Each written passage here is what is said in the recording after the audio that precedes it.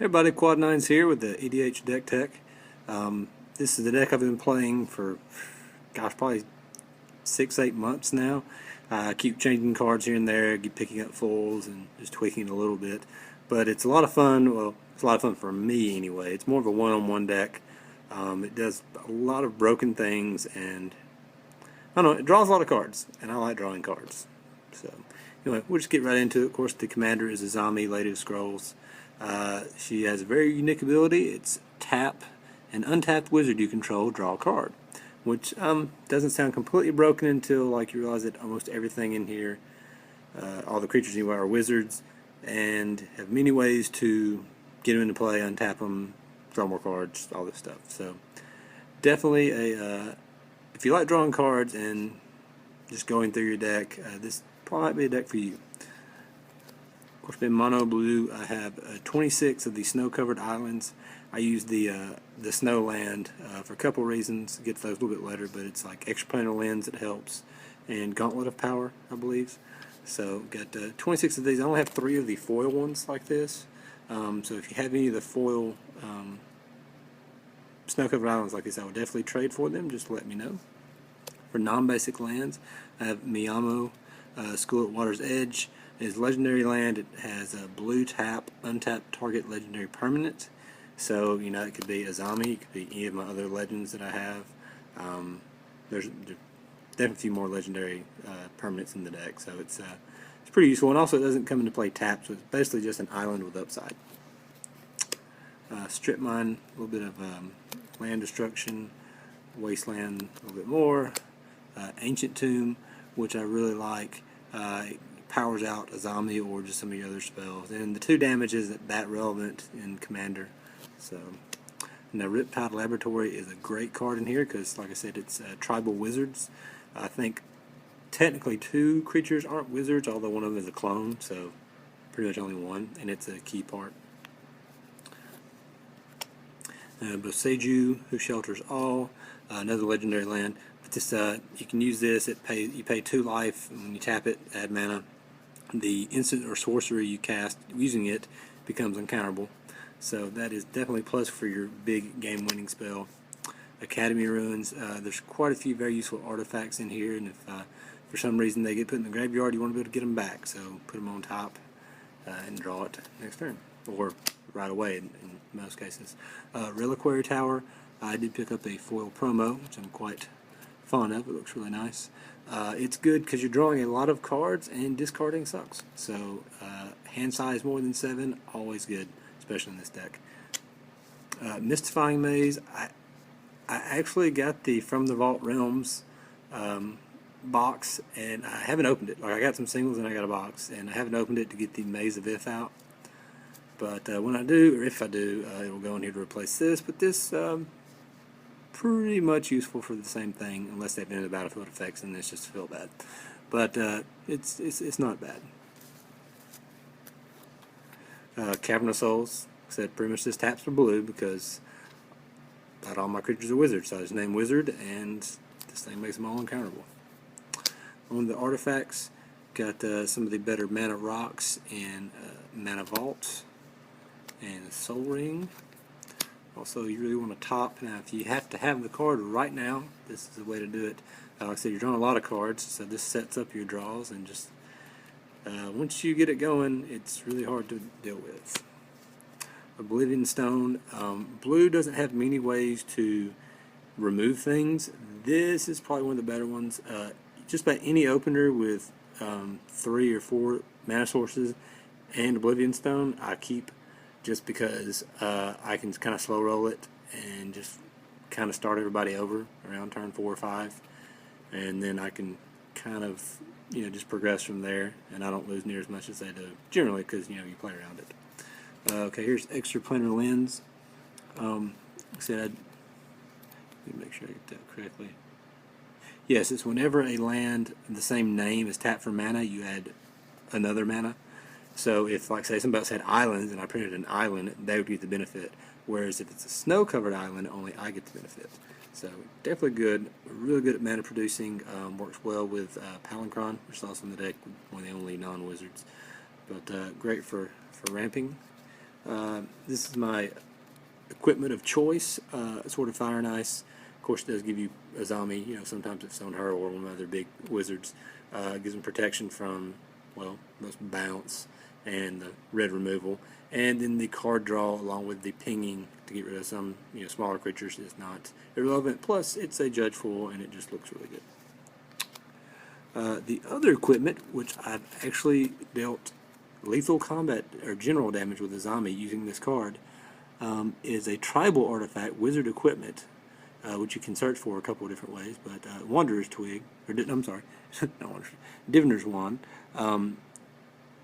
Equipped creature has, whenever you draw a card, the creature gets +1/+1 and gains flying until end of turn. You can also pay for to draw a card. Now also, whenever a wizard enters the battlefield, you can attach this to it for free, or you can equip it for 3. So I basically went off drawing cards, drew 21 cards, and hit somebody with Azami. She was flying a 21/23 and killed them. So it is possible to win through general damage with Azami if you really, really try. But other than that, it's just a, it draws cards, it gives you flying, it can kind of get there. Okay, here's the Gauntlet of Power, one of the other mana ramps. Yeah, this one is for all players, I believe, but you choose the color, always choose blue, and they get +1/+1, and then anytime that a basic land is tapped for that color, you add. So works well with some of the really mana intensive spells. This is another fun, more card draw, a little bit of pinging, Staff of Nin, drawing an extra card a turn. Not that you need it a lot, but it does, you need redundancy. So more card draw, better, and the pinging, so it's for the small creatures or go to them if you just want to ping somebody down in case you get them locked out, but you can't really beat them any other way. You can just eventually just deal the damage. Cage Sun. Now this one I believe is just for yes, creatures that I control. It pumps them up +1/+1, very similar to Gauntlet of Power. And I believe, yeah, it only taps for you, so it doesn't affect your opponents, which makes it's more expensive, but it's about the same as Gauntlet of Power, so good. On to the actual spells. I like me some counters, and when they're free, that's all the better. Pact of Negation. Of course, free when you cast it, you pay 5 at the beginning of next upkeep, or you lose the game. Basically you just don't counter anything the first couple of turns with this, but past turn 5, unless they have someone to keep me from untapping, this is pretty good. Mystical Tutor can sometimes search that up, or another counter spell. Now it goes on top of your library, but if you of course have Azami and any wizard out, or just Azami for that matter, you can draw it instantly. If you have top in play, you can just tap top to draw it. So very, very important spell. High Tide. It just, like I said, more doesn't sound like if you want to go off for infinite mana with Palincron or a couple other ways. But Palincron is pretty much the main reason this is in here. I have used it on turn, like with the Extraplanar Lens out or Gauntlet of Power. Use it on turn 3 or 4 just to power out 2 or 3 spells to kind of lock the game up. So it's very, very good in this deck. Ponglify. Once again, blue doesn't have the best removal. This was functionally reprinted with, was it Rapid Hybridization? Although, and I do have one of those, but I like this one a little bit better. I don't know, like the art. And didn't really want both of them in here, but I have both in case I need them. But really, really good removal for blue. Cyclonic Rift. Like I said, if you just want to really start everybody over, get 7 mana, overload this joker. Everything but their lands go back into their hand, which sometimes results in discard, which is fine for you. So it's only permanents you don't control. Sometimes if you are going the damage plan, it can get all the blockers out of the way. Usually not a bad top deck. If nothing else, it's a 2 mana unsummon. Merchant Scroll, just more tutors. Go and get the cards you need. Instant sorcerers anyway.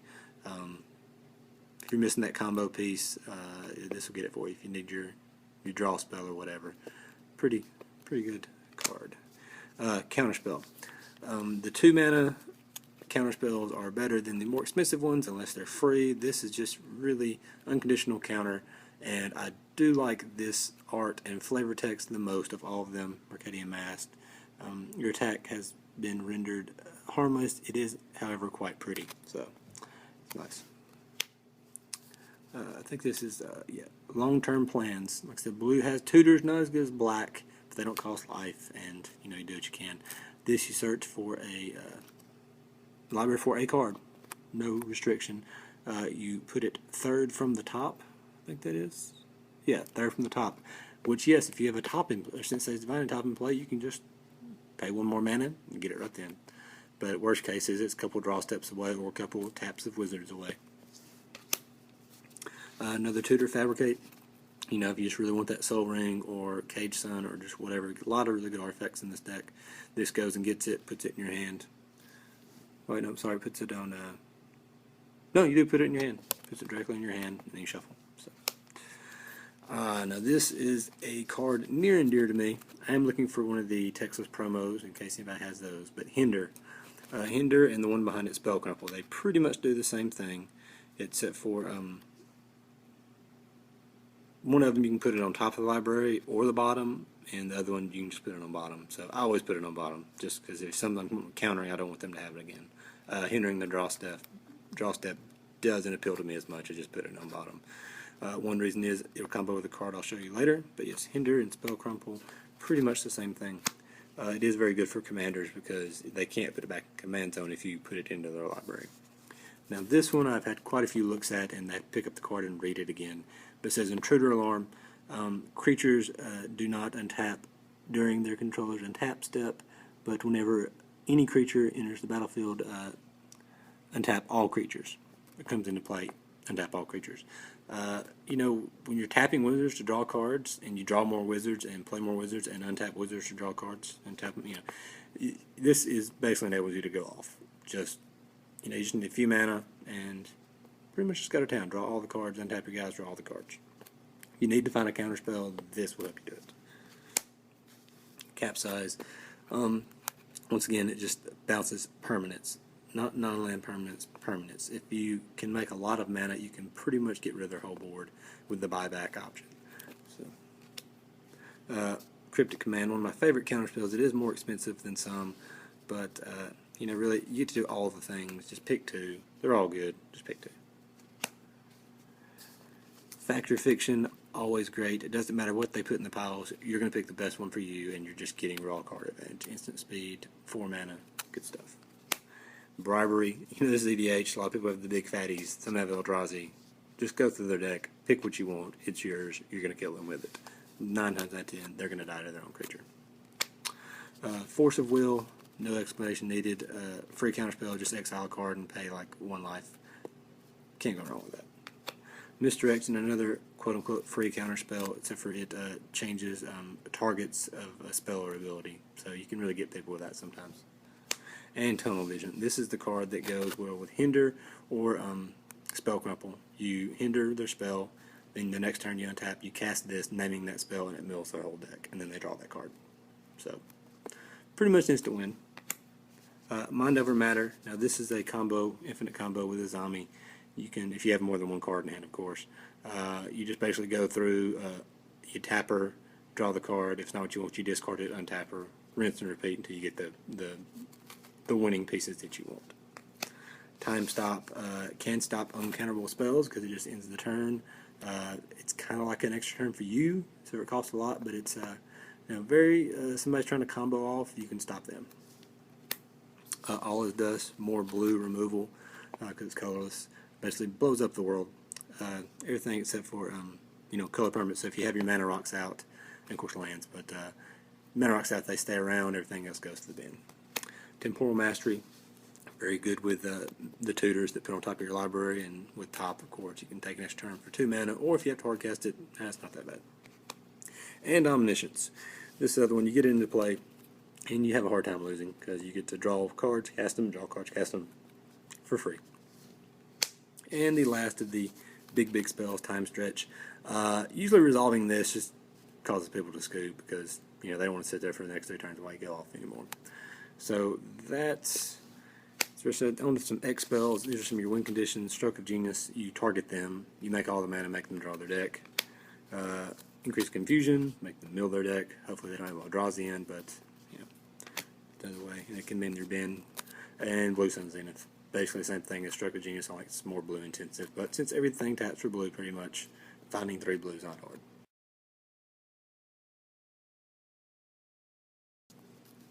Okay, on to the Planeswalkers and creatures. Of course, Baby Jace, he looks innocuous. You know, sometimes you plus him so everybody draws a card because, you know, you really don't care that much, but usually he's basically 3 mana, you draw 3 cards over 3 turns. And if a lot of people just ignore him, you know, like, he's just drawing a card, no big deal. But he's very deadly if you leave him unchecked. Much unlike this Jace. You know, you can get him out on turn 2 with some of the ramp in the format, so kind of oppressive, but, you know, like I said, it's mostly one-on-one deck. I don't do the really broken things in multiplayer unless somebody's just, you know, basically pissing off the table and needs to be put in check. So, what's been said about this guy that, you know, you can read his abilities. He has 4 abilities, and they're all good. So, Tameo, if they do get a good threat into play or a land that causes you problems, you know, just tap it down infinitely. Just every turn, just tap it down. And then if you have the big team, you know, just swung in on somebody else, cast this, draw a bunch of cards. And her ultimate is quite relevant, not having maximum hand size and nothing on your man. Tezzeret the Seeker, going to find your soul ring, your sort of fire and ice, or just making you more mana. I've been pretty happy with Tezzeret the Seeker, actually. Need to find a full one, now I think about it. And then there's Karn. You know, hard to... Karn left undisturbed for a turn or 2 just wins you the game, because he just, you know, as LSV once said, you want Karn in decks that, against decks that play permanents, because he just destroys them or exiles them. So, on to the creatures. Like I said, most all of them are wizards. They all have usually some kind of extra ability. They're not just, you know, vanilla wizards. Mortar of Frost, you can pay 2 real X blue card from your hand and sacrifice him, and it counters the spell unless they pay the X. Since 90% of your cards are blue, then, you know, pretty much he's a spell perish, or whatever you want to call it. He's going to make them pay 2, 3, 4 extra than their spell. So he's kind of a conditional counter, but good to have in creature form. And like I said, you can always tap him for a card when you've got Azami out. Stony, Brook, Bannerette. It's got Island Walk, which is sometimes relevant, but she's a 1/1, so it's not that big a deal. But Merfolk spells and wizard spells you play cost 1 less. And there are a lot of Merfolk in here. Of course, a lot of them are wizards. So, actually, I'm not sure. I think it counts off 2, because I want to say I've cast Talran for just 2 blue. I have to check in. It's been a long time since that's come up. But yes, it makes all your wizards cost less and Merfolk. Vidalcan Aether Mage. I very rarely cast this card. What you use it for is the 3 wizard cycling. You can go find any wizard permanent, which this is one way you can search for that Diviner's Wand, the equipment, because it is tribal wizard, or any of your, say if Azami gets tucked or something, you can go search her out, or if you need any of your strong wizards, go get it, because I mean, you don't want to have a 1/2 for 2. Yes, it can draw a card, but you can go get the better wizard. And speaking of one of the better wizards, Snapcaster Mage. You know, be able to flash something back and do it at instant speed with flash. You can flash him in, tap him to draw a card with Azami to, you know, maybe you want to flash back the counter spell that they're, to counter the removal spell they're targeting Azami with. Okay, on to the 3 drops. This is a Temporal Adept. Basically, she has 3 mana tap, you know, boomerang, target permanent, just whatever you want. So you really can cause your opponent's problems. Sigil Tracer. It costs 1 and a blue. Tap 2 untapped wizards you control and copy target instant or sorcery spell. You may choose new target for this copy. You can be copying your own spells. If you have this out and a couple untapped wizards, nobody wants to point anything at you because you can just, you know, tap them and throw it back at them. I mean, it'll be a copy, but, you know, if they cast a removal spell, you're just going to remove whatever they have as well. So. Lab Maniac, one of the main win conditions. You know, like I said, if you have Azami out, you get this, you know, get the card draw going with Mind Over Matter or Palincron, make infinite mana, draw all the cards that each cast is first, and you win the game if you would draw a card with an empty library. Trinket Mage, didn't run it for a while, but there's a couple, like I said, the 3 really important 1 mana artifacts. So you can go get that. I actually probably need to put a Seed of the Synod in here, the artifact land, which would probably be helpful too. I have room, I don't need all 26 snow-covered lands. So, but generally always good in EDH because it can go get your Soul Ring. Then D and Click. This is always good if you have just plus Baby Jace, and then you can flash this in and just basically make them get rid of what they drew, or if somebody just cast a tutor, get rid of it. And this it's a 3/1 flyer, which isn't the worst clock in the world, even in EDH with 40 life, because it's got evasion, and once again, Wizard, tap, draw card. Urtai, Wizard Adept. This guy's actually on the reserve list. I didn't know, I went to go try and find one to pick it up. But it's 2 and 2 blue, tap, counter target spell. So yeah, basically, if you have 4 mana and this guy you target can counter anything you want to. This may be the least liked card in my deck. It is not legendary. It's just, from Odyssey, but it's Patron Wizard. It costs 3 blue. And it says tap and untap wizard you control to counter target spell unless its controller pays 1. So if you have 5 wizards out and they cast a spell, you can tap all 5 and it costs 5 more. Or if they only have 2 mana open, you tap 3 and it costs 3 more. They can't. It just basically makes it where your opponents can't cast spells. It's kind of a theme in the deck. It's not for everybody, but if you really like winning one-on-one games and there's some tough decks in your play group, it's kind of sometimes what you gotta do. Like I said, Talrand, so many instants and sorceries in this deck, make a bunch of 2/2s very quickly, and fits the bill. He's a wizard. He's a Merfolk wizard. So, Sower of Temptation, randomly a wizard. Take their best creature. Yes, it can die and they can get it back, but chances are you can just counter whatever spell they're gonna use to kill this thing. Another way to just kill them with their own creatures, which is, I find a little bit of enjoyment out of that. But it's also a flying 2/2 for 4 that takes something. Venser, probably the best target for Riptide Laboratory. He's got Flash. If you just have, I think, 6 mana, 7 mana? Yeah, 7 mana counting the Riptide. You can, bounce him, replay him, counter whatever, put whatever in their hand. Really powerful card. I think it's probably gone up here recently. It's seen some playing Modern, not much, but it's just a really strong card. Okay, Glen or Archmage, anybody that has played Modern Masters Draft or seen any of them knows the power of this card.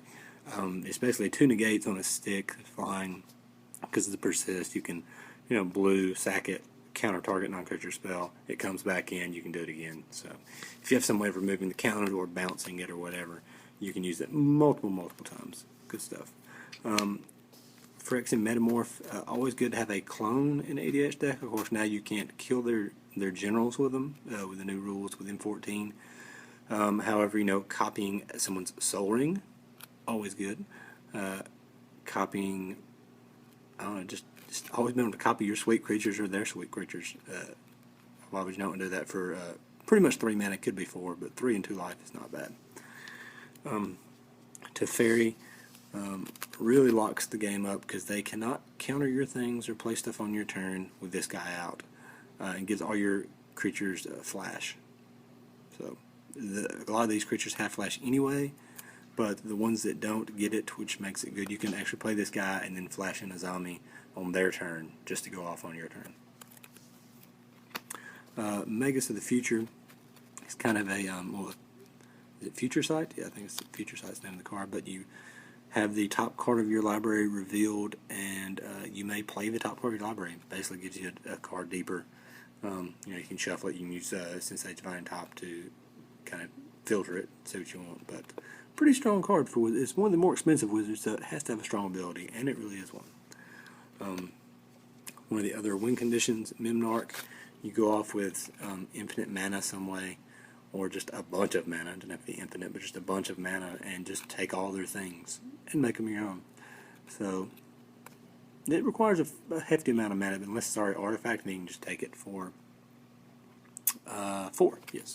But you can make anything artifact for 3 mana. So for every 7 mana you have, you can take any one of their permanents.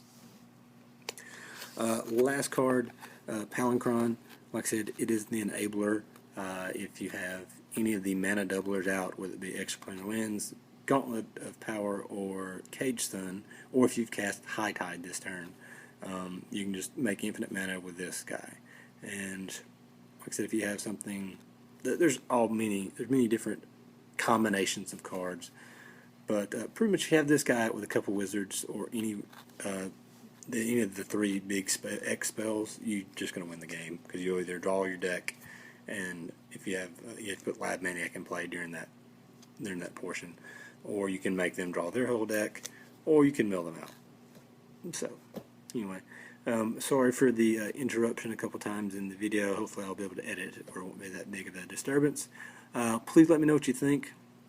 Pretty much if you saw a card and it's available in full, but it wasn't in full, I would like it in full. So if you have anything here that you saw that was not full that you will trade, please hit me up with a private message or whatever, and we'll work something out.